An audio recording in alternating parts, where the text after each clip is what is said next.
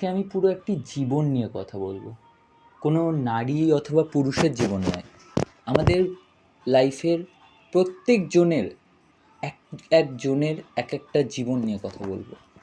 এবার তোমরা বলবে যে এক একজনের জীবন নিয়ে আমি কী করে কথা বলতে পারি। না, আমি একটা জীবন নিয়েই কথা বলবো, যেখানে সবার জীবন ওভারঅল 80-90% কাউন্ট হবে। কীভাবে কাউন্ট হতে পারে? আমাদের জীবন থেকে যদি সব থেকে মূল্যবান কিছু বাদ দিয়ে দেওয়া হয়, তো কীভাবে চলবে? আমাদের জীবনের সব থেকে মূল্যবান জিনিসটাই হচ্ছে সময়।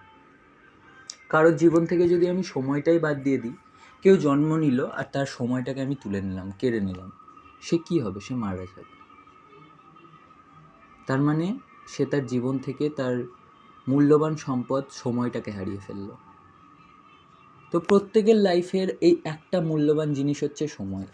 দেন সেকেন্ড পার্ট হচ্ছে, যখন আমরা সময়টা পেলাম, জন্ম নিলাম, বড় হলাম, কিছু সময় পর স্টাডি।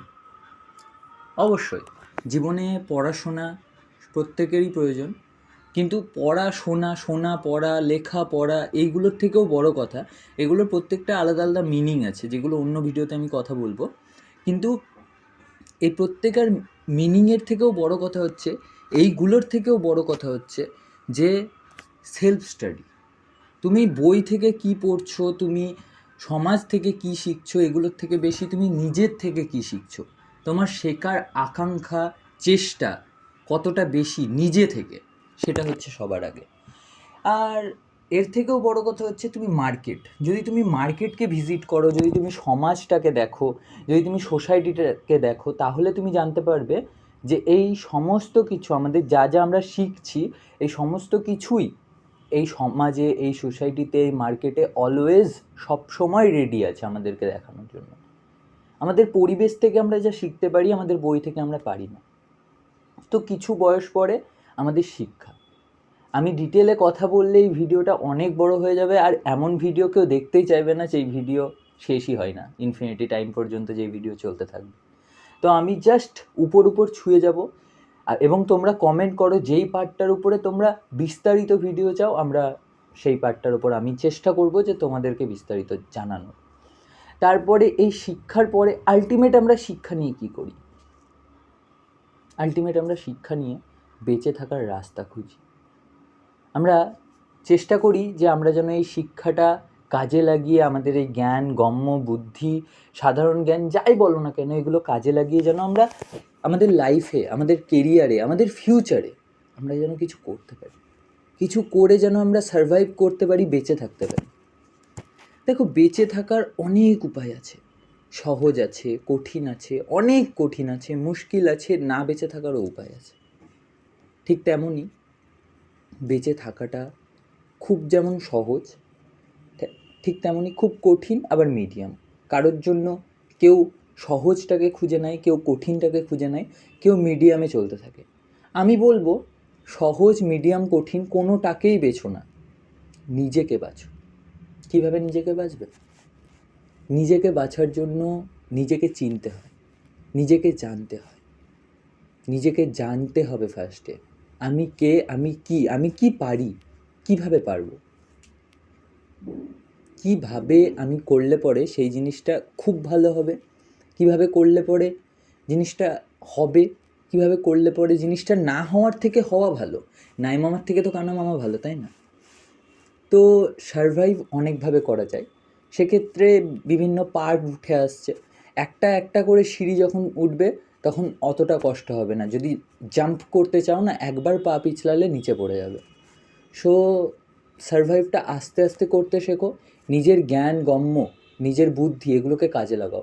আর এখন জাস্ট স্টাডি করলাম, নিয়ে একটা সরকারি চাকরি করলাম, একটা কিছু করলাম, সামথিং, এই করলাম, ওই করলাম, পরের আন্ডারে কাজ করলাম, শুধুমাত্র এই মেন্টালিটিটা নিয়ে না এই সমাজে চলা খুব মুশকিল। কেন সবসময় মেন্টালিটিটা চাকর বানাবো? চাকরির কথার আলটিমেট অর্থ তো চাকর, তাই না? যদি নকরি বলো তাও নকর, আর সার্ভিস এসছেই তো সার্ভেন্ট থেকে।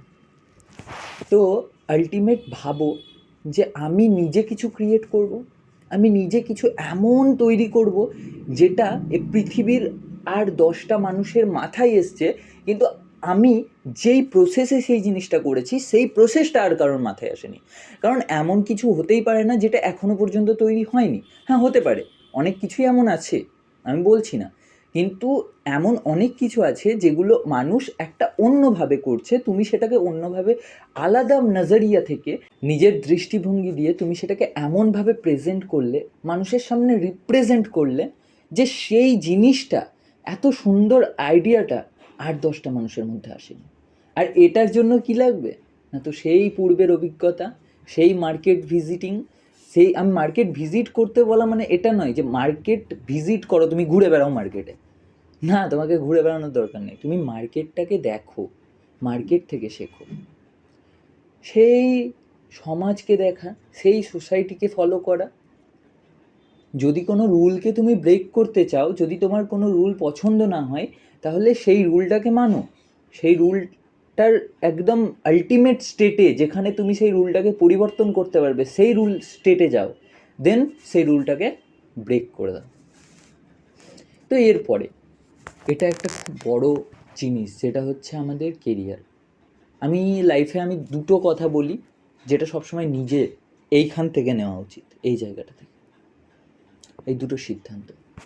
ফার্স্ট হচ্ছে আমাদের লাইফ, আমাদের কেরিয়ার, আমাদের ফিউচার। এখানে কি করব, কি করা উচিত, এটা আমাদের এই জায়গাটা থেকে নেওয়া উচিত।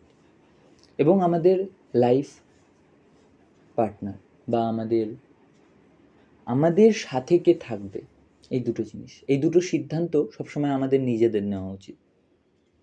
কারণ এই দুটোর যদি একটুও ভুল হয় না, তাহলে লাইফটা পুরো ক্রস।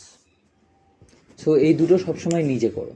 এবার যদি আরেকটা কথা বলি না, সমস্ত কথার থেকেও বড়, আলটিমেট সব থেকে পৃথিবীর মধ্যে বাস্তব বা কঠিন বা সত্য, সত্যটাই কঠিন আর কঠিনটাই বাস্তব। তো এই বাস্তবটা হচ্ছে মৃত্যু, যেখানে পরম সুখ, যেটা সব থেকে বড় কঠিন সত্য এবং আলটিমেট সত্য। এই সত্যটাকে যদি মেনে নাও, তাহলে জীবনটা খুব সহজ। পৃথিবীতে অধিকাংশ মানুষই মৃত্যুটাকে মানতে পারে না বা চায় না, মৃত্যুটা তাদের কাছে খুব কঠিন। আর অবশ্যই মৃত্যুটা কঠিন, কিন্তু এটা বাস্তব, এটা কঠিন, আর এটাই সত্য। তো আমি একটাই কথা বলবো, যে এই যে যখন মৃত্যুকে বরণ করার টাইম আসবে, যখন মৃত্যু আলিঙ্গন করবে আর তুমি যখন মৃত্যুর কাছে এগোবে, তখন যেন হাসি মুখে বিদায় নিতে পারো। তুমি যখন এসেছিলে, তুমি কেঁদেছিলে, 10টা মানুষ এসেছিল।